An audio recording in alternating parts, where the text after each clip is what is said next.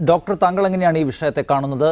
ഇത് നമ്മുടെ നാട്ടിൽ പലയിടത്തുമായി ആത്മീയ കേന്ദ്രങ്ങളുടെയും അല്ലെങ്കിൽ ഇത്തരം സന്യാസ കേന്ദ്രങ്ങളുടെയും ഒക്കെ മറവിൽ പലപ്പോഴായി നടന്നു വരുന്ന ഒന്നാണ്. ഇത്തരം ആരോപണങ്ങൾ നിരവധിയായി നാട്ടിൽ വരുന്നുള്ളൂ. നേരത്തെ ശ്രീമതി ഗീത ചൂണ്ടിക്കാണിച്ചതുപോലെ ഈ അഭയ കേസിലടക്കം.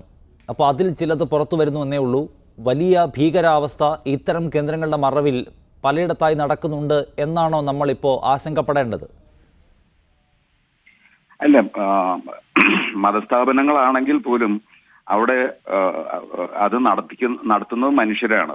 സമൂഹത്തിൻ്റെതായിട്ടുള്ള ചില പൊതു സ്വഭാവങ്ങൾ ഏതൊരു മതസ്ഥാപനങ്ങളിലും ഇത് പ്രതിഫലിച്ചു എന്ന് വരും.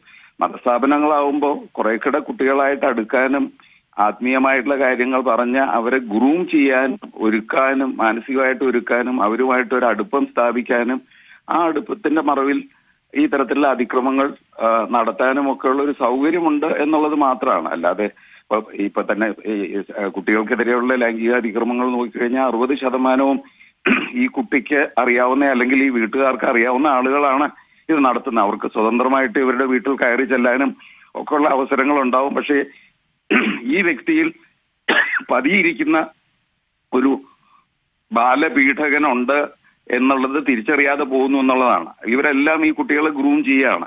എന്തെങ്കിലും സമ്മാനം കൊടുത്തിട്ടോ നല്ല വാക്കുകൾ പറഞ്ഞിട്ടൊക്കെ ഗ്രൂം ചെയ്തിട്ട് പറ്റിയ അവസരം വരുമ്പോഴാണ് പലപ്പോഴും ഈ തരത്തിലുള്ള അതിക്രമങ്ങളിലേക്ക് പോകുന്നത്. ഈ സംഭവത്തിലും അങ്ങനെ ആ വീട്ടിലെ നിരന്തര സന്ദർശകനാണ് എന്നൊക്കെയാണ് ഞാൻ മനസ്സിലാക്കുന്നത്. ആ 60% തന്നെ പെടുന്ന ഒരാളാണ്.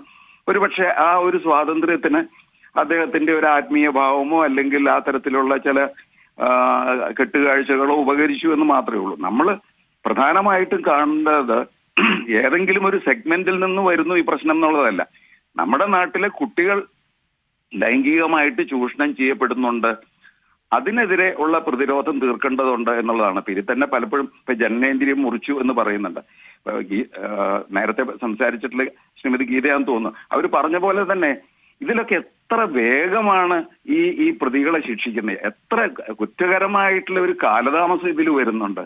ഈ പോക്സോ ഒക്കെ വന്നിട്ട് പോലും എത്ര കണ്ട് ഒരു കുറ്റകരമായിട്ടുള്ള അനാസ്ഥ വരുന്നുണ്ട്. എത്ര പെട്ടെന്ന് ശിക്ഷിക്കുന്നു എന്നുള്ളതാണ് ഒരു പക്ഷെ സന്ദേശത്തിന് ഈ സമൂഹത്തിന് ഈ തരം കുറ്റകൃത്യങ്ങളിൽ നിന്ന് പിന്തിരിയാനുള്ള ഏറ്റവും ശക്തമായിട്ടുള്ള സന്ദേശം. പക്ഷെ അതുണ്ടാകുന്നില്ല. ഇതൊരുപാട് ഈ ബാലപീഡകർക്കൊക്കെ ഒരു വലിയ ഒരു ആശ്വാസമാണ് ഇത് ഒരു കേസായി കഴിഞ്ഞാൽ. പിന്നെ സമൂഹം തന്നെ ഒരു കെണി ഒരുക്കുന്നുണ്ട്. ഇത് പുറത്ത് ഇപ്പൊ 5 വർഷമായിട്ട് ഇത് നടക്കുന്നു എന്ന് പറയുന്നു. കാരണം സമൂഹം തന്നെ ചില സങ്കല്പങ്ങളുടെ ഒരു കെണി ഇരകൾക്ക് ഒരുക്കുന്നുണ്ട്. കാരണം ഇത് പുറത്ത് പറഞ്ഞാൽ നിനക്ക് പ്രശ്നമാകും, അല്ലെങ്കിൽ നിനക്ക് നാണക്കേട് വരും, ഇത് നിന്റെ തന്നെ ഒരു അഭിമാനത്തിന്റെ പ്രശ്നമായി മാറും.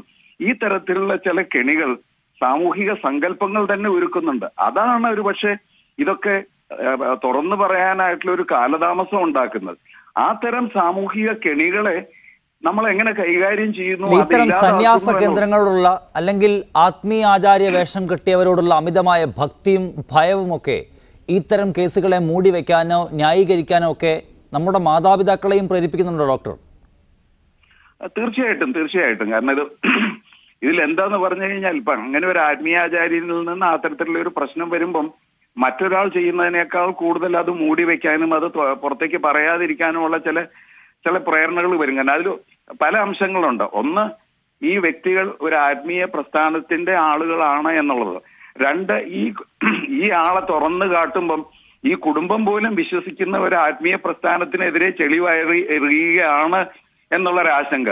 ഇതെല്ലാം കൂടി വരുമ്പം പൊതുവിൽ ബാലപീഡനങ്ങൾ അല്ലെങ്കിൽ ശിശുപീഡനം, ലൈംഗിക പീഡനങ്ങളെല്ലാം ഒതുക്കി വെച്ച് പുറത്ത് പറയാതിരിക്കാനുള്ള ഒരു പ്രവണത കുടുംബങ്ങളിലുണ്ട്.